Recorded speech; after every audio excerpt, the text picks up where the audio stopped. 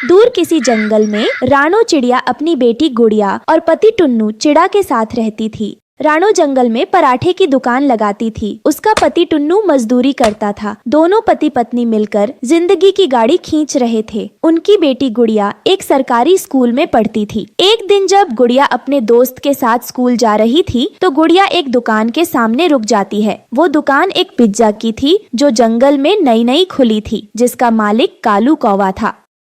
अरे गुड़िया, क्या हुआ? तू इस दुकान पर क्यों रुक गई? गुड़िया, क्या तुमने कभी पिज्जा खाया है? तुम्हें पता है गुड़िया, पिज्जा बहुत ही स्वादिष्ट होता है। नहीं मिट्ठू, मैंने कभी पिज्जा नहीं खाया। माँ कहती है पिज्जा बहुत महंगा होता है, मैं कैसे खा सकती हूँ पिज्जा। गुड़िया, तुम्हें पता है मैं शाम को अपने मम्मी पापा के साथ यहाँ पिज्जा खाने आने वाला हूँ।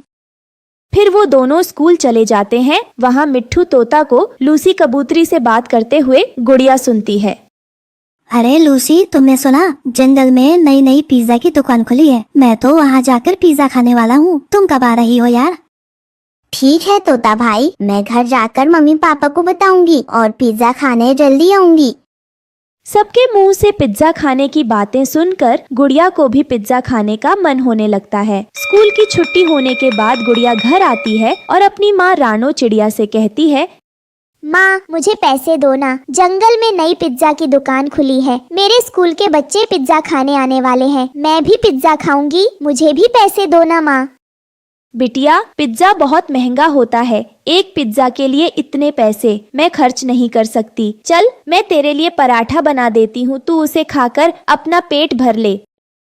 नहीं माँ, मुझे पराठा नहीं खाना, मुझे तो पिज्जा खाना है। आप हमेशा ऐसा कहकर मुझे बहला देती हो। मुझे नहीं पता कुछ, मुझे आज पिज्जा खाना है तो खाना है। ऐसा कहकर गुड़िया वहाँ से चली जाती है।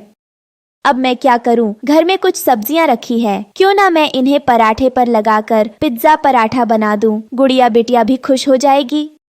रानो चिड़िया जल्दी जल्दी कुछ सब्जियों को काट लेती है और उससे एक पिज्जा पराठा बनाकर तैयार कर देती है। गुड़िया, अरे ओ गुड़िया बिटिया, इधर तो आ, देख मैंने तेरे लिए क्या बनाया है, जल्दी आ बेटा। क्या है माँ, आप मुझे क्यों परेशान कर रही हो? मुझे आपसे बात नहीं करनी। ठीक है गुड़िया, तू मुझसे बात मत कर, पर इसे खाकर तो देख, मैंने तेरे लिए गर्मा गर्म पिज्जा पराठा बनाया है। बता तो सही कैसा बना है? क्या माँ, पिज्जा पराठा देखने में तो अच्छे लग रहा है। फिर गुड़िया पिज्जा पराठा खाती है। वाह माँ वाह, ये पिज्जा पराठा तो बहुत ही स्वादिष्ट बना है, मजा आ गया खाकर। जब तक टुन्नू भी अपनी मजदूरी करके घर वापस आ जाता है। अरे भाई रानो, क्या बनाया है? बहुत अच्छी खुशबू आ रही है। पापा, माँ ने पिज्जा पराठा बनाया है, आप भी खाकर देखो, बहुत स्वादिष्ट है। टुन्नू भी पिज्जा पराठा खाता है। रानो, ये तो बहुत ही स्वादिष्ट पिज्जा पराठा बनाया है तुमने। ऐसा क्यों नहीं करती? तुम पक्षियों को पराठा बनाकर खिलाती हो, उन्हें तुम पिज्जा पराठा बनाकर खिलाओ। मेरा मतलब है पिज्जा पराठे का एक ठेला लगा लो तुम। मुझे विश्वास है तुम्हारी बहुत बिक्री होगी और जंगल के पक्षियों को ये खाकर बहुत अच्छा लगेगा, क्योंकि ये स्वाद के साथ साथ सेहत के लिए भी अच्छा है।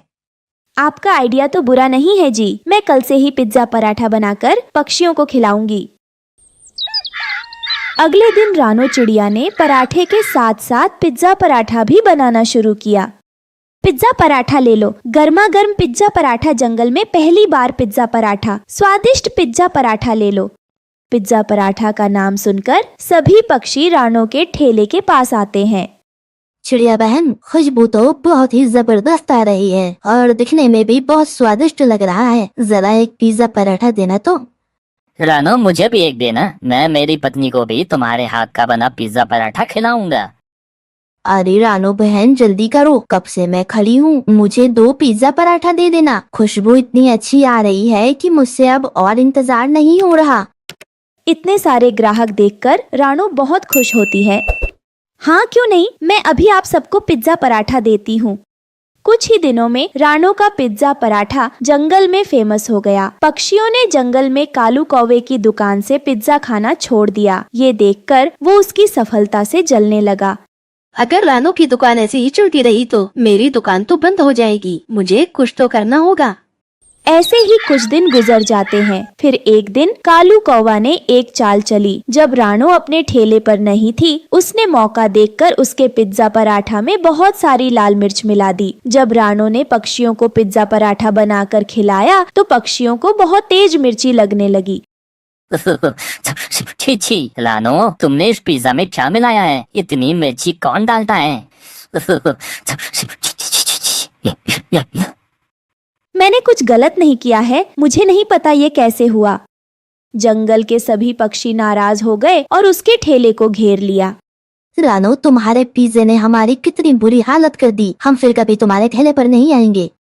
रानो ने बहुत कोशिश की सबको समझा सके, लेकिन किसी ने उसकी बात नहीं सुनी। मैंने कुछ गलत नहीं किया है, प्लीज मेरी बात सुनो। लेकिन जंगल के पक्षी बहुत गुस्से में थे और उन्होंने उसका ठेला बंद करवा दिया। ये सब देखकर रानो टूट सी गई, लेकिन उसने हार नहीं मानी। उसने सोचा, शायद मुझे दूसरे जंगल में जाकर कोशिश करनी चाहिए, मुझे यहाँ से जाना होगा। रानो ने दूसरे जंगल की ओर उड़ान भरी और वहां जाकर फिर से अपनी पिज्जा पराठा की दुकान खोली। उसने मेहनत और लगन से काम किया और उसका पिज्जा पराठा वहां भी फेमस हो गया। पिज्जा पराठा ले लो, गर्मा गर्म स्वादिष्ट पिज्जा पराठा ले लो।